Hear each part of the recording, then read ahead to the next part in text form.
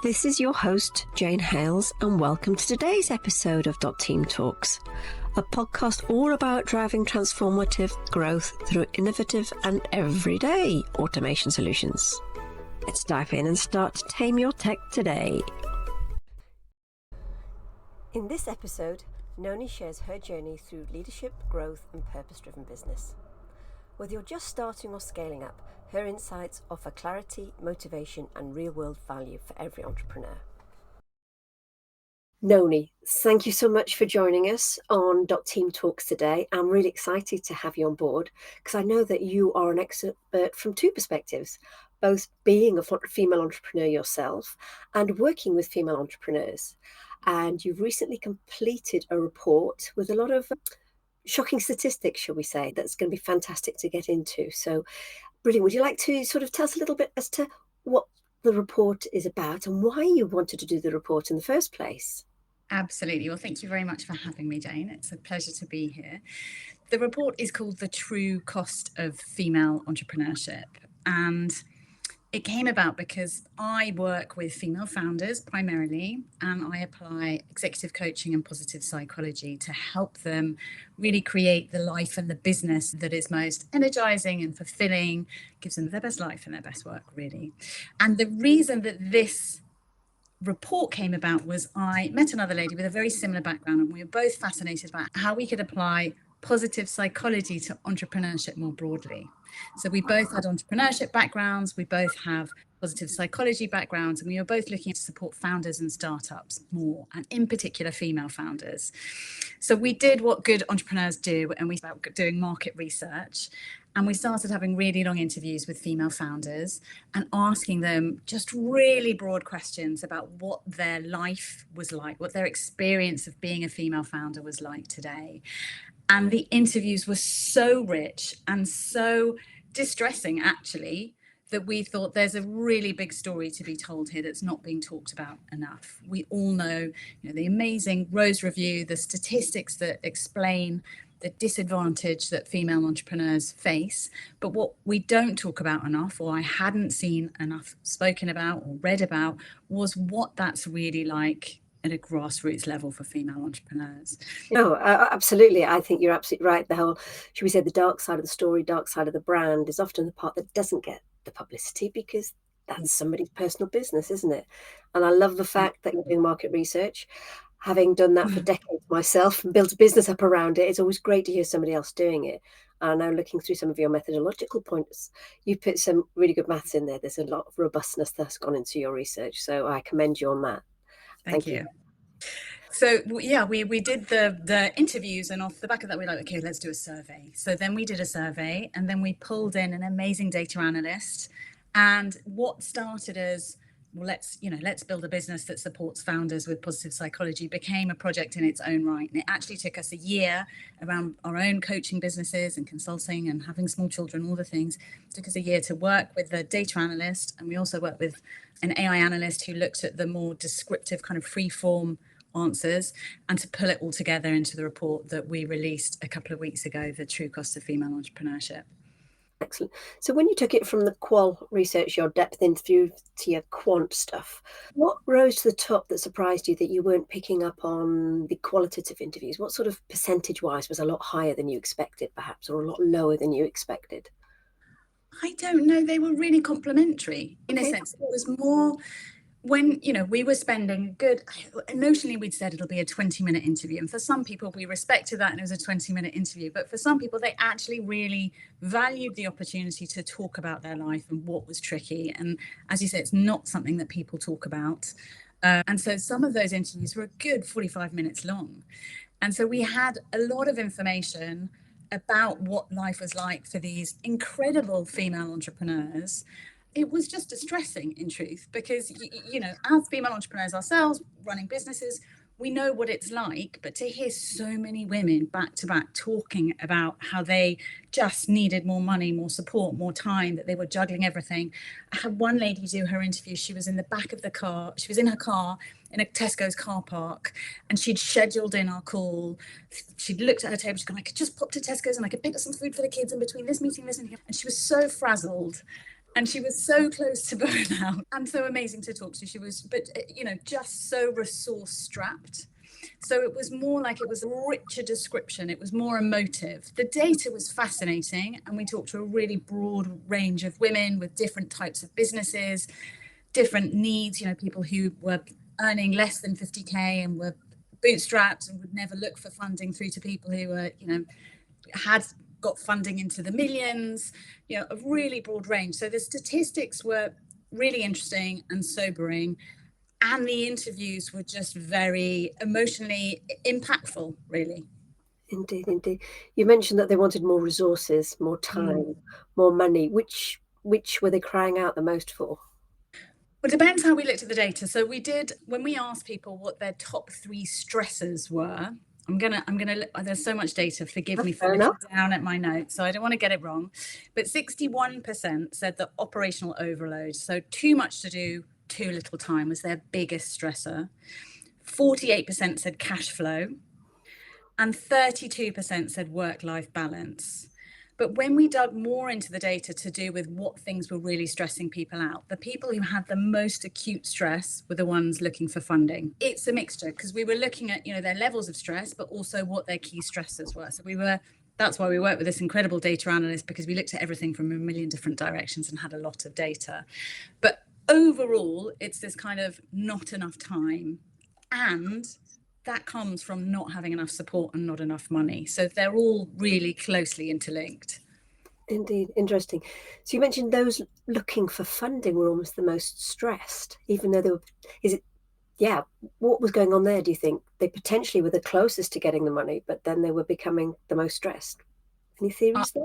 I don't know. I mean, arguably, when we looked, I'd have to pull up the data to look at how many people were looking for funding, but it was probably something like a quarter of people were actually actively looking for funding. These are the statistics we know, that it's 1.8% of every pound invested in founders goes to female founders. So if you're pitching knowing that the odds are so far against you, that's enormously stressful before you even started your pitch, let alone how many times you have to pitch. You hear anecdotal stories of founders who say, I pitched 432 times until I found some funding. So, I think that's where the acute stress comes from, that they've probably got a certain amount of time before they have to disband. They're on this runway, and it's really stressful because all the odds are against them. So I think for female entrepreneurs, even those who aren't seeking funding, we're operating in what feels like a very hostile environment. We know that less than 2% of all the money that goes to founders comes to us. And just knowing that, along with all the conditioning that comes with women aren't good at maths or aren't good at business or all of those things, that's what we're having to fight against internally, as well as the fact that we're trying to do so much with so much less than our male counterparts. That makes sense.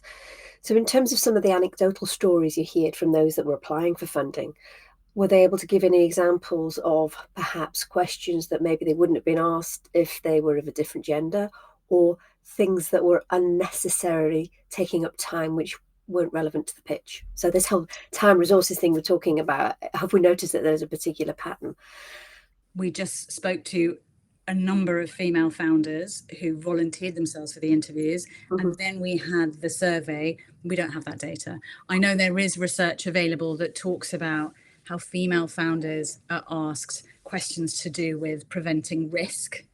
So, it's all fear-based. How are you going to cope with X, Y, and Z? Versus the risk. This isn't my research, I'm just, referencing it. The research that says if a man goes in, it's all about their vision. It's all very positive and hope-fueled.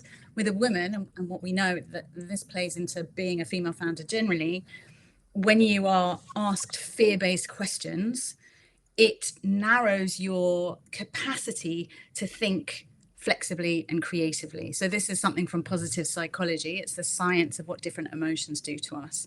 So if you're a man standing in a pitch and you're being in a really supportive, excited environment, and you're being asked to pitch your vision for the future, you're full of optimism and hope. And that's going to feed more creative thoughts, more flexible ways of thinking, you're going to see more opportunity. But what we know about emotions is if you are experiencing fear and people are asking you fear-based questions, that narrows your focus. So you literally can't see all those amazing opportunities. You can't access the creative thoughts that you would ordinarily, or your brain doesn't work so flexibly. So you're already having to answer negative questions, and you're really at a disadvantage in terms of your cognitive capabilities in that moment, in that environment. Yeah, that's difficult, very difficult things to cope with, isn't it? You mentioned positive psychology. Mm-hmm. Presumably there's a number of tools that you work with or you help ladies with. How do you help them overcome that restriction of fear in their mind, the restrictions that happened as a result of fear? So positive psychology is, just for anyone who doesn't know Okay, anything yeah. about it, it's an evidence-based science to do with flourishing and well-being. And so there are various theories that are evidence-based and activities, interventions that you can do that are going to help you in various ways to flourish. And one of the areas of focus was looking at, we knew a little bit in psychology about negative emotions, but not so much about positive emotions. So there's lovely research which shows the difference between the two. So to your point about fear, what we know is fear is enormously limiting. I mean, you would expect that anyway. But there's an argument that fear and hope are on opposite ends of a spectrum, right? So if you fear something is going to happen, you kind of hope that it doesn't. And if you're really hopeful something's going to happen, there's a tiny bit of you that fears that maybe it won't. So they're related. You need like a smidge of each. But what you want to do is lean towards hope more than fear. Because as I just mentioned before, when you are experiencing positive emotions, so imagine you're having a wonderful day and you're full of inspiration and joy and love and hope, all of those things, your brain works better. And so you can think more creatively and flexibly. But as we said, if you're in that pitch and you're in a fear-based environment, you're in a protected place, your attention's really narrow, your perspective's really narrow. So it's not good. So when I work with entrepreneurs, we look at the whole person in order to make sure that they're living their life as well as how they're showing up at work in such a way that they have a better balance of positive to negative emotions. So when they show up at work, they're less likely to get into the fear hole. They're more likely to approach something with an ample supply of hope. Because I mean, entrepreneurs generally, we have hope, we're optimistic, otherwise you wouldn't come up with an idea for something that you wanted to make exist in the world. So I work with them in two ways. One is a more kind of holistic, looking at how they're living their lives so they have more joy in their lives, which actually came up as one of the best practice in the blueprint in the report, that entrepreneurs who were flourishing had more joy in their life, which is, often the first luxury to go, I have time for fun, but it's enormously powerful. So we look at how they can make sure that they are inserting things into their life that are going to improve their well-being, which will improve their mood and their state of mind and make them more towards hope than fear. That's one way. And the other way is looking at it in a moment of kind of you're feeling fearful, reframing that fear and thinking, well, what is this emotion trying to tell me that's really important to me? What's so meaningful that I'm feeling this way? And what's another way of looking at this? So how can we reappraise the situation to make it less scary and more hopeful? And then there's all sorts of things to do with hope, but there's a lovely little way of looking at hope as well. So hope is an emotion, it's a state, it can be a strength, but also it can be a cognitive construct. So I work with some of my clients on something called the hope map. Okay. So there's an academic, a positive psychologist called Charles Snyder, and he says hope can be a cognitive construct and you can make yourself be more hopeful. So that's what we want to do. We want to go more towards hope, away from fear. And that involves working out what your goal is and then working out what pathways you can take to reach it. So it's strategic, really, but it's a pattern that you can follow. So you think, well, what are my pathways that are going to help me get to that goal? And then you have to work on your agency as well. So your belief that you can do it. So you're supporting yourself to be in the best mindset, in the best well-being in order to approach that goal, following those pathways. And you said, well, what supports do I need? What resources do I need? How can I use my strengths to help me get there? And then you also support yourself because you think realistically what could get in the way. And it could be you could get in the way. Mm-hmm. Or it could be someone else, or it could be circumstances. And you think, what could I do to stop that getting in the way? So it's just a little process. And I have a little diagram, and you can get really granular, you can go really big vision, and it helps you work out how to build that inner resource of hope to make sure that you know you're going to be able to get there. Yeah, no, that sounds great. A couple of things are jumping in my mind there. There's the psychologist Adler. Oh, Adler. Yeah, Yes. Freud's, they were friends, well, they were same sort of age, but they had opposite perspectives, didn't they, in terms of Freud, you are your past, your trauma affecting you, with Adler going, you're goal orientated, you're future orientated, you can change yourself. And it sounds as though the kind of psychology that you're working with is that you're in charge of your destiny, you can set your goals, you can make those changes. So that's a very interesting way to see how you've done it practically in terms of tools. Yes. What's the book that talks about Adler's work? Oh, The Courage to be Disliked. Exactly, yes. I had a client and he just read it, so I read it so I could talk about it as well. And I found it fascinating because Adler has some similarities. They're not all the same with positive psychology, because positive psychology was a development from humanistic psychology, so Carl Rogers and Maslow. There is this idea that all of our potential is within us and take steps to fulfill it. And that's what the humanistic journey and positive psychology is about. It's about not ignoring. Maslow talked about getting to know ourselves, warts and all. So we know what our strengths are. And so we become really self-aware of what our strengths are, which is what I do with my clients. So we can use them as much as possible for greatest energy, impact, and joy. And we know what the things are that hold us back, that get in our way, the thought patterns or the behaviors that might self-sabotage us. And in that awareness, we can take steps to overcome them. Interesting. That requires a great deal of vulnerability from your clients to actually admit to those things, doesn't it? The whole what's holding them back, what their weaknesses are, and so forth. So given that people may well be in a fear state, they're closed down and they're possibly protective of things, how long does it take them to kind of, I don't know, relax and start following and believing the tools and what you're taking them through? How long does it take them to get out of that panic frozen state to go, yep, I'm going to move forward? It's a great question. I think when you decide you want to work with a coach, it's probably not something you decide quickly. And so people who will even, jump on a right fit call with me, they'll have been thinking about it for a while, and they'll probably have had a recommendation, or they'll have read some stuff that I've written, or what have you. So they'll have an idea that they quite like the sound of what it is I do already.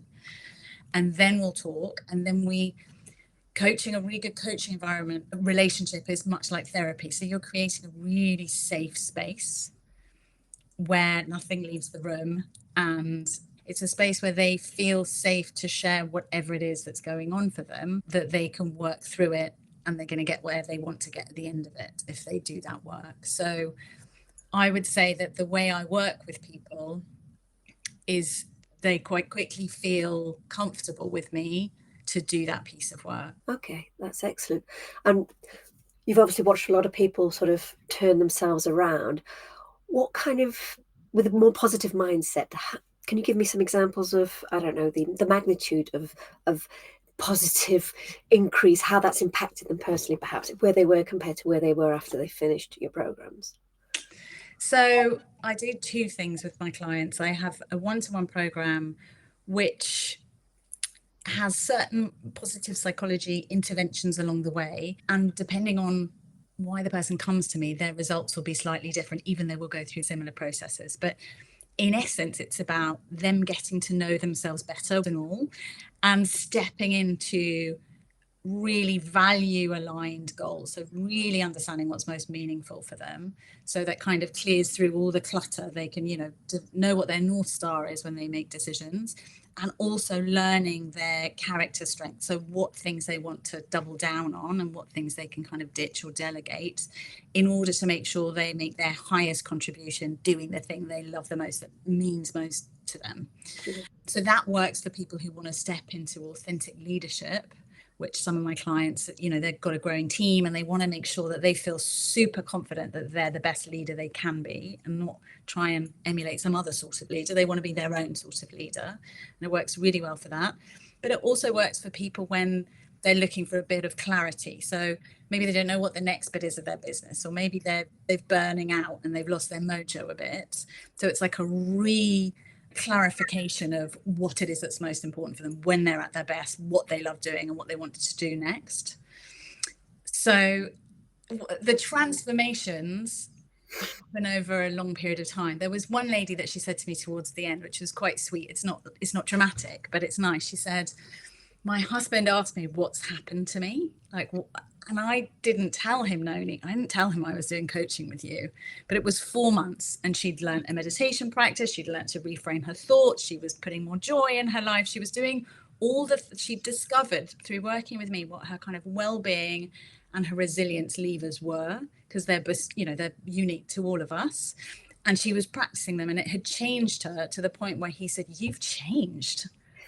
What's going on? Like, you're really different. You're less reactive. You seem much happier in yourself." And she was like, "Yeah." And she hadn't told him, which I thought was hilarious, but great. Interesting. Well, that obviously has a personal benefit for their relationship.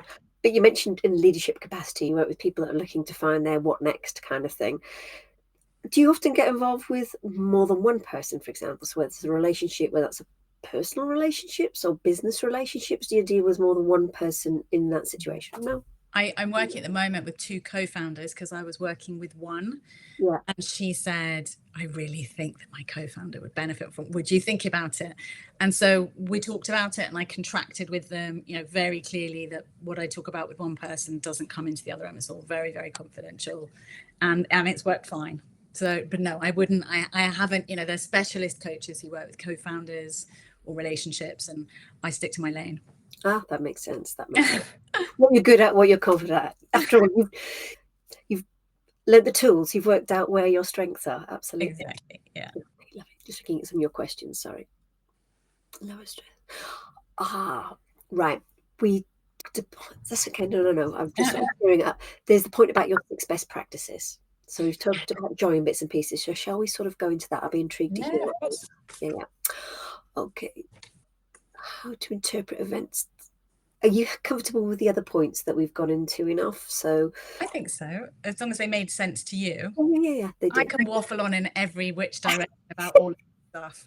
So as long as it's coherent to you, that's good. No, that's good. That's good. Right, lovely. Thank you. Earlier, you mentioned that joy was one of the best practices, shall we say. And I understand there are another 5 that thriving female entrepreneurs could or should adopt in order to get the best quality life. Yeah. Can you tell me more?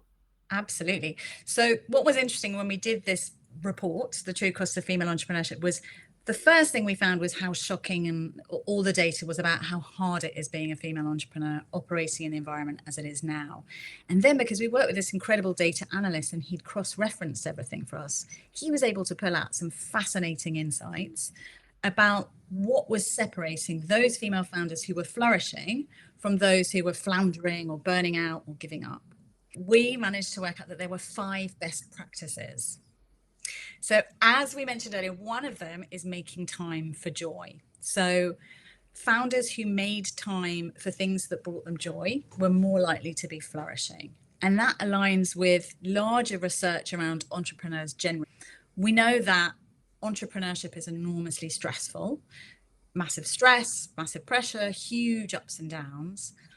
And over time, that is potentially very damaging to our mental and physical health. The larger research argues we need to make sure that we take breaks to be resilient. So little breaks in the day, but actual breaks where you fully detach from work. Other research says hobbies are really good. So pursuing competence in archery or knitting or going to a choir or whatever it is enormously beneficial for your mental health, your physical health, and your performance when you're back at work. And so this aligns with that. Those people who said, Thursday nights I go to choir and it doesn't matter what's going on at work because I love it, it brings me joy, for instance, were doing better than those who said, I don't have time for anything fun because I've got so much work to do.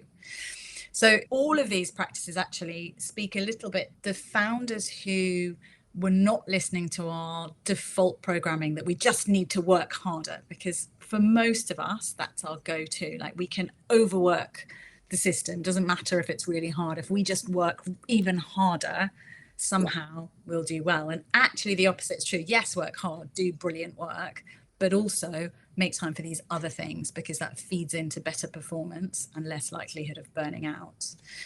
So yes, making time for joy was one. Shall I tell you the other ones? Yes, please. Seeking support.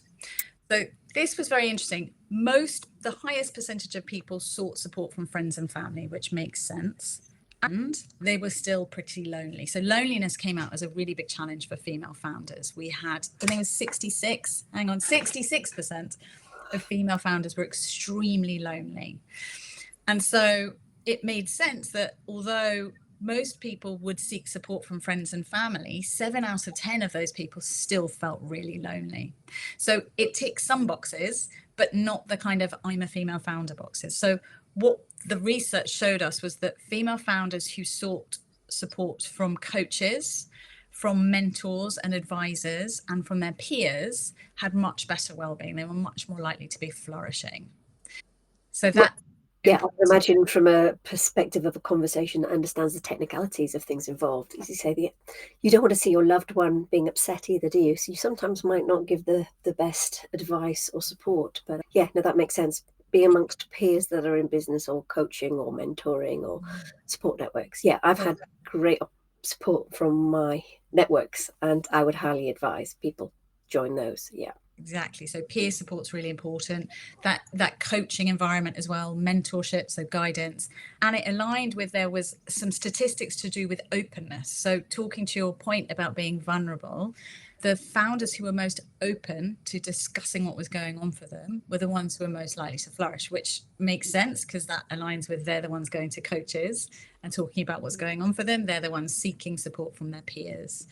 And that openness actually fed into the female founders. That takes me to the third point, who pursued mindfulness and spirituality. So they were much more open as individuals. And this is one of the third best practices. People who practice mindfulness, or to whom spirituality was important, were more likely to be flourishing than those who didn't. Interesting. Mindfulness. How do we describe mindfulness different from religion? And you mentioned spirituality, mindfulness, Mm-hmm. and you often put religion into that box as well. So how do those practices differ? Well, we classed it as mindfulness and spirituality as a kind of, an umbrella term. So within which religion would fall within spirituality. Mm-hmm. Spirituality doesn't have to be religion. It can be an awareness of being part of something larger than yourself. Mindfulness is defined as paying attention without judgment to one particular thing. So, I mean, that's a slightly bad description of a famous definition. A lovely way of saying it. But if you imagine, say you're doing a mindfulness, have you practiced mindfulness ever? Inadvertently, probably. Yeah. Something still. So this is interesting. So typical mindfulness might be focusing on your breath. Mm-hmm. You might do a 10-minute guided one, or you could do it by yourself, where you watch your thoughts as they disappear off into a to-do list or something you're worried about later in the day, and you see them and you say, come back here and let's focus again on our breath. So it's just trying to quieten down the chatter in your mind, the worries, the anxieties, the noise, and it stops you over identifying. It changes your relationship to your thoughts, because you say, well, I know that these thoughts come and go, they're like the weather, but I'm still here, as my awareness is still here. So it's the practice of bringing your attention back to the breath. And mindfulness could be gardening. If you're really into gardening or flower arranging, or, you can be mindful in, so if I'm learning the piano, I'm really bad at it. But when I practice my piano, it's so hard for my 40-something-year-old brain to get these neural pathways to appear.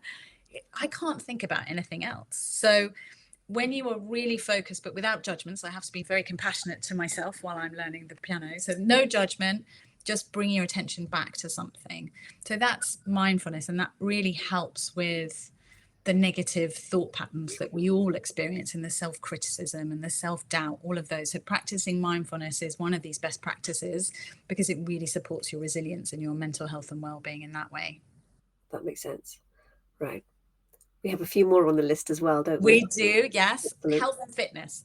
So when we asked female founders what their biggest life goals were, The ones who came up with health and fitness being one of their most important life goals were more likely to be flourishing than those who said financial independence. So those were two of the options.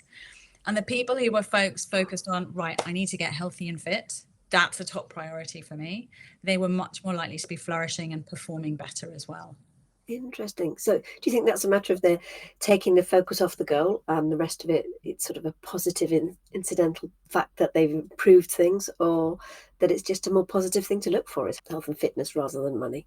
To me, I take that as evidence that they are investing in their well-being, understanding the connection that well-being has with performance. That makes sense. Yeah. So when we look at how the mind works, when we have low well-being, say we're ill or we're overtired or we're depressed or something, it impacts your mood, which impacts how you see the world, your perspective, which impacts the quality of your cognitive ability and what you actually do in your work. So if you feel sad, you're going to do work of a not so good quality than if you were feeling happier.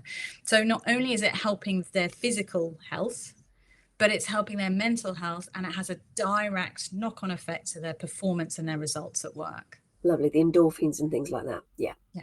But just how what we know about mood, energy, and work and performance. Brilliant. And what was the final one? Oh, two more. So managing negative thinking. So that speaks to the same point. So people who were aware, oh, I'm having a negative thought now, or I'm feeling self-critical, or here's that pattern again where I tell myself I'm never going to be able to achieve X, Y, and Z. The people who developed sufficient mindfulness to see the thought and to think, this isn't helping me, I need to manage this differently. So either through reframing it or journaling or being open to speaking to a coach or a therapist, for example. So people who actively were aware of and managed their negative thoughts flourished as a founder and had better performance. Makes sense. It's that self-awareness piece, again, about the connection between our well-being and how we actually do and our results. And the final one might be a bit surprising, which was nature as medicine. So the founders who made an effort to get into nature, whether it was a walk or a run or whatever it might be, were more likely to be flourishing. So there's a ton of very interesting evidence about how good being in nature is. But what I found particularly interesting was they had lower loneliness scores. So somehow being in nature, maybe it's amongst trees, I don't know, it reduces your loneliness and therefore improves your performance. Interesting. Well, I suppose part of that could be the lack of FOMO, because if you're on your own in the woodlands, you don't feel completely on your own because you can see lots of things, but being on your own in your house might feel quite different because you can hear the world going on without you. Maybe, yeah. And that kind of big sky perspective, we all need to, when we're at home alone and you're like stuck in your work, especially if you're feeling fearful, anxious, you get a very narrow perspective. You go out and suddenly you're like, woo, and you're looking around and you've got big sky and trees that have been there for hundreds of years and survived and seen everything. It changes the way you feel through what you can experience. Absolutely. And what's lovely about 3 of those 6 things is that can all be done at the same time: the nature, the exercise, and the mindfulness. Yes, exactly. And managing negative thinking through your mindfulness while you're in nature. Even better. Better.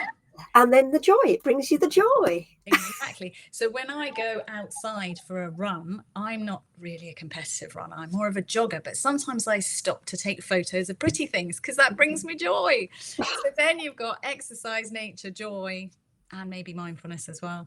Okay. If there's any quick shortcut anybody can do, just get out there and move. Yeah. Oh, that's lovely. That's fantastic. And that sounds like really useful pieces of advice based on science, based on a lot of rigor, and based psychology, as well as the research from the women themselves. Is there anything else? You've done this fantastic report. You've highlighted some of the stresses and things. What are you doing with this now? Is this a campaign that's leading you somewhere? Good question. We are raising awareness across the board. So on the one hand, we're helping female founders. There was one lady, she said, oh my goodness, it's like you put CCTV in my life. So people are feeling really seen and, heard for like, yes, it's enormously hard. And yes, I do that and I do that. So, reassuring people they're not alone, that this is affecting everyone, that we're all in this together, that it's a very human experience they're going through as a female founder at the moment. So that's one thing. The other is sharing these practices that are quite simple to do that will improve their ability to flourish and not burn out. So to feel the best they can and get the best results they can in their given circumstances.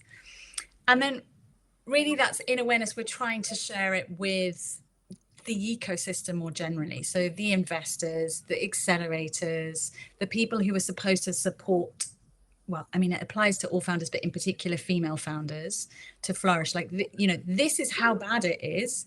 And these are some things that we can make sure that they can do to thrive rather than just about survive. Yeah. But all of this is said in awareness that we can't out optimize inequality. We can't just optimize everything, our well-being so much that it's all okay. Still, we have to face the fact that we are really disadvantaged. So what we're trying to do is, how can we look after ourselves so we flourish given our circumstances?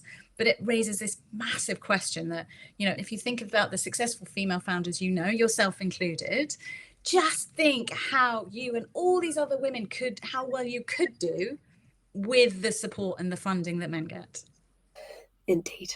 We could be there a while thinking of that one. But no, you're right. And I love that phrase, we can't out optimize inequality. Yeah. Inequality, apologies. Quote that one correctly. Yeah, you can't out optimize inequality. Yeah.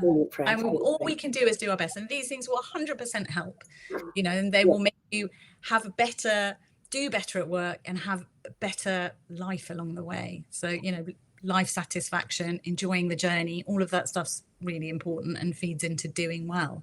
Yeah, no, that makes sense. Lovely. Brilliant. Thank you. All wise words.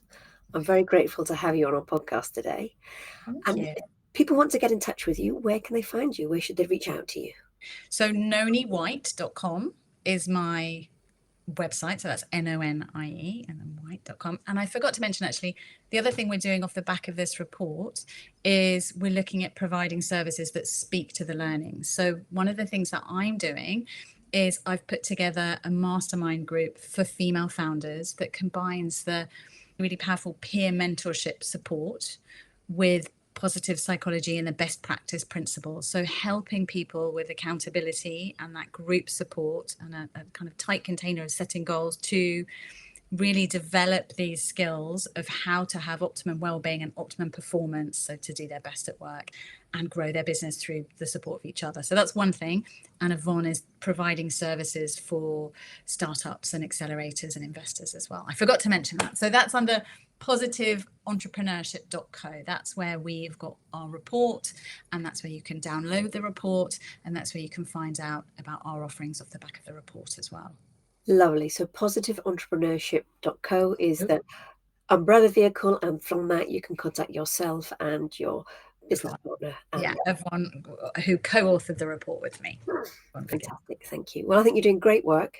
Thank you. It sounds like you're having great impact as well. And I wish you all the best in continuing to achieve great stuff. So thank you so much for your time. Thank you for being interested in the report. You're welcome. Thank you. So thank you for joining us for this episode of Team Talks today. We hope you found that aha moment to help you on your journey towards automation and business growth. Don't forget to subscribe in the link below and tune in next time where we'll explore. Until then, remember to tame your tech and keep pushing those boundaries.